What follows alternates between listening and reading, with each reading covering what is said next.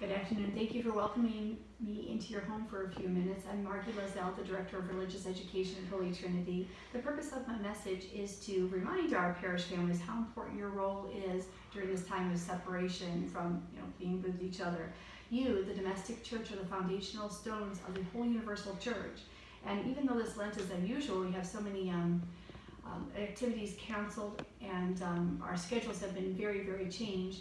It provides for us a great opportunity for us to really put our domestic church in order and to remind ourselves of the proper place of Christ. Christ in our family center. Christ should be the center of our family life.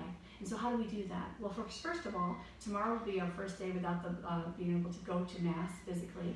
And so everyone should try to find a Mass and get planned on the planner for tomorrow. You can find a great place online here. And there's pretty much Masses every hour on the hour, and you can choose one.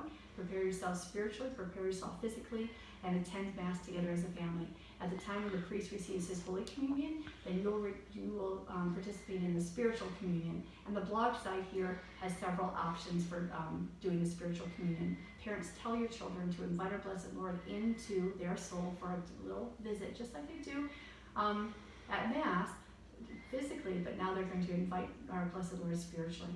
How else can we strengthen our domestic churches? Well, the most beautiful prayer of the Mass, the most beautiful prayer of the church is the Mass. But the second most beautiful prayer and the most powerful prayer of the church is the Rosary.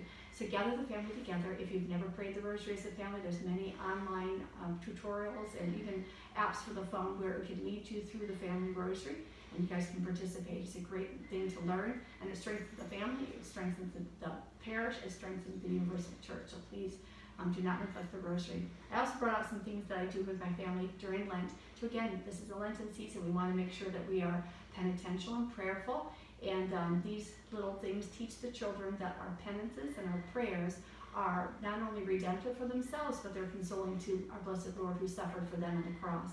These type of things, these are just little sacrifice jars. Now, there's plenty of opportunities that you are for sacrifices, but I would put suggestions on these little pieces of paper, and then the children would draw a piece of paper and then do the prayer challenge or the penance challenge. And once they completed it, they would take a bean or a button or something and put it into a glass jar.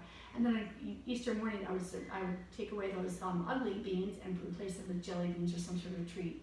A very tangible way of teaching the children that their sufferings and their prayers are beautiful, redemptive, and efficacious for their own sanctity. Another way of doing the exact same lesson is by using like a little grapevine wreath with toothpicks, making a little crown of thorns, and then with every little act of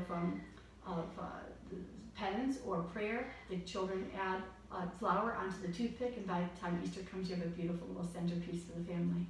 And then another little idea, again, I know we can't get these supplies right now. So another thing is just to draw a crucifix on a piece of paper for the children. It doesn't have to be fancy, but then give them the supplies they need to every time they do a little prayer or penance. They just put a little embellishment and dress it up a little bit. Again, showing that